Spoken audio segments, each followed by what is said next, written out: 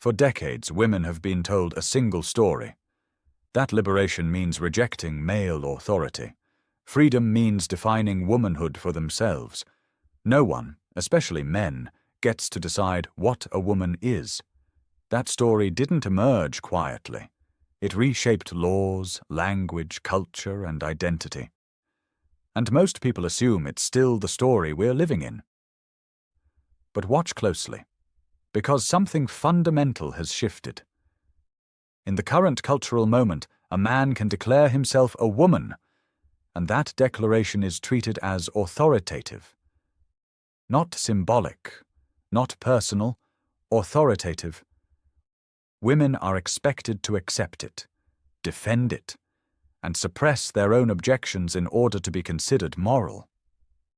Questioning this reversal is no longer framed as disagreement, it's framed as harm, which raises a problem that can't be ignored.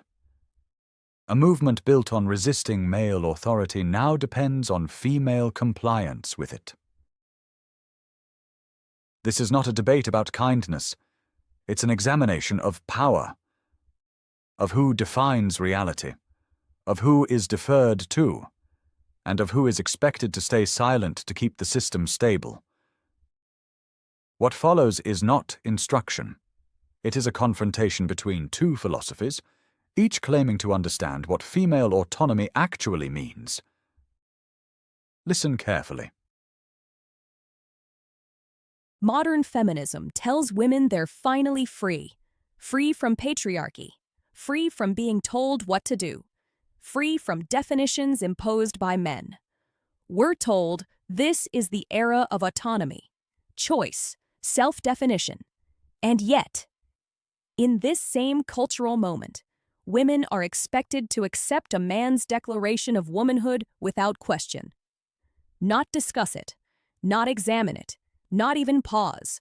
Just accept it, celebrate it, defend it. That's not rebellion. That's obedience, with better branding. Power is not reclaimed through opposition. The moment a woman organizes her identity around what she resists, she is still being governed by it. True sovereignty does not require agreement. It requires internal authority. Feminism didn't begin as a politeness project. It didn't ask nicely. It challenged male authority over female bodies, female identity, and female reality. It said, "You do not get to define us." So here's the contradiction no one wants to name. If feminism is about rejecting male authority, why are women now expected to defer to it? Why is a male declaration treated as truth, while female discomfort is treated as violence? A self-led woman does not need cultural consensus to exist fully. She does not need validation, and she does not need permission. She does not gain power by contesting definitions. She gains power by becoming unreachable by them. This isn't about kindness. Women know how to be kind. We've been trained in it since birth. This is about power. Who speaks, who defines, who is allowed to question, and who is expected to stay quiet. When women are told that asking questions makes them dangerous, that's not inclusion. That's control. When identity becomes a battleground, attention is misplaced. The question is not who defines womanhood. The question is why definition still feels threatening. Women are being asked to perform ideological compliance. Smile, affirm, do not disrupt. We're told that real progress means never saying no. But feminism was built on refusal. Refusal to be overridden. Refusal to be erased. Refusal to be told our instincts are wrong. So when women start silencing themselves to stay acceptable, something has broken. Sovereignty means choosing where your energy goes. It means refusing to be emotionally governed by cultural noise on either side. A woman in authority does not need to win arguments. It needs clarity. Here's the quiet cost no one is naming. Women are learning not to trust themselves, not to trust their bodies, their boundaries, their perceptions. They're learning that good women don't ask hard questions. That's not liberation. That's conditioning. Engagement is not always empowerment. Sometimes the most powerful move is disengagement. Not silence born of fear, but silence born of self-possession. This movement didn't fail because women questioned too much. It fails when women stop questioning at all. And the most dangerous lie of all? That compliance is courage. The liberated woman is not reactive. She does not define herself against men, movements, or moments. She defines herself from within. Modern feminism says women are reclaiming autonomy. We're told we're done being defined, done being instructed, done being governed by systems built without us. And yet, in this same moment, women are expected to accept a male declaration of womanhood without question, without hesitation, without dissent. That isn't rebellion. That's compliance, wearing different language. When a woman knows who she is, external definitions lose gravity. They simply pass through her awareness without shaping it. This is not avoidance. It is mastery. Power is not found in proving a point. It is found in choosing the life you expand into, regardless of who agrees. Feminism didn't emerge because women were bored. It emerged because women were overridden. Male authority defined female bodies, female roles, female limits. And feminism said no, not anymore. So when women are now told that questioning a male claim to womanhood is immoral, something fundamental has flipped. Authority didn't disappear. It just changed its vocabulary. We're told this isn't authority, it's compassion. But authority doesn't stop being authority just because it's polite.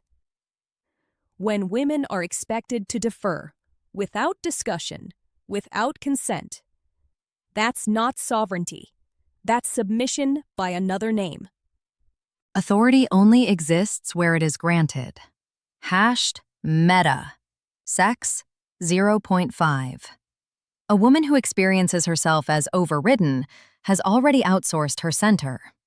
Sex 0.5. Sex 0.5. Sovereignty does not require permission, agreement, or cultural validation. Sex 0.5. 0.5.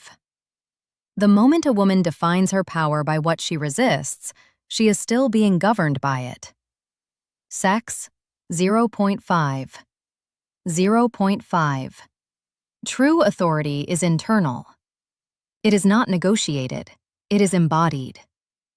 A sovereign woman does not need to defeat definitions. She simply outgrows them. This power is not reclaimed by confrontation. It is reclaimed by authorship. Women are not controlled by force. They're controlled by expectation. Be nice, be kind, be inclusive. Those words sound harmless until they're weaponized. Because the fastest way to silence women is to moralize disagreement. Questioning becomes cruelty. Boundaries become harm. Dissent becomes violence. Women learn quickly. Good women agree. Safe women comply. That isn't progress. It's conditioning, updated for a modern audience. Awareness of conditioning does not require resistance. Meta. A woman can recognize social pressure without organizing her identity around fighting it. Conditioning loses power when it is seen clearly. Its sovereign response is not outrage. It is discernment. What working to the self-led woman notices expectation and chooses anyway? What confuses governed by approval or threatened by disapproval? She doesn't not clarity dissolves control faster than confrontation ever could. Silence is not neutral. When women suppress perception, instinct erodes, boundaries blur, reality fractures. A movement that teaches women to distrust their own knowing recreates the very system it claims to dismantle. Self-censorship doesn't feel violent. It feels responsible. Until one day, women realize they no longer recognize themselves. Silence, sold as virtue, is still silence. Silence can be degradation. Metapause. Sex. 0.5. Or it can be mastery. Metapause. Sex.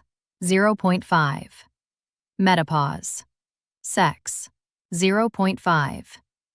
Not every moment requires engagement. Not every pressure deserves response. Metapause. Sex. 0.5. Metapause. Sex. 0.5. Strategic disengagement is not submission. Metapause. Sex.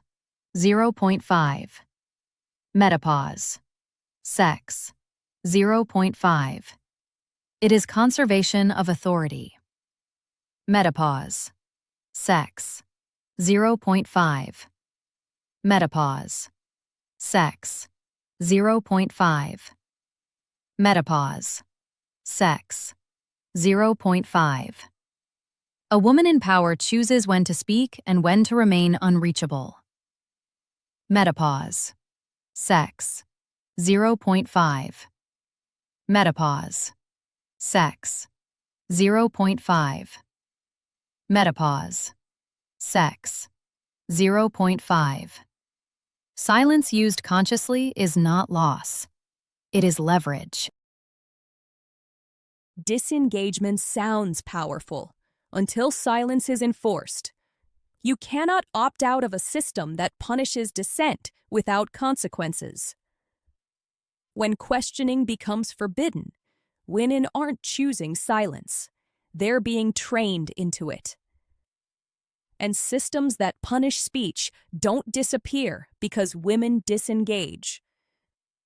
They harden. Power is not proven through visibility. Sex. 0.5. The loudest voice is rarely the freest one. Sex. 0.5. The hardest woman to control is not the most reactive. It is the one who cannot be emotionally leveraged. Entanglement drains authority. Sovereignty preserves it. You woman does not disappear when she disengages. She consolidates. Ideas do not stay abstract. Language becomes policy. Policy becomes practice.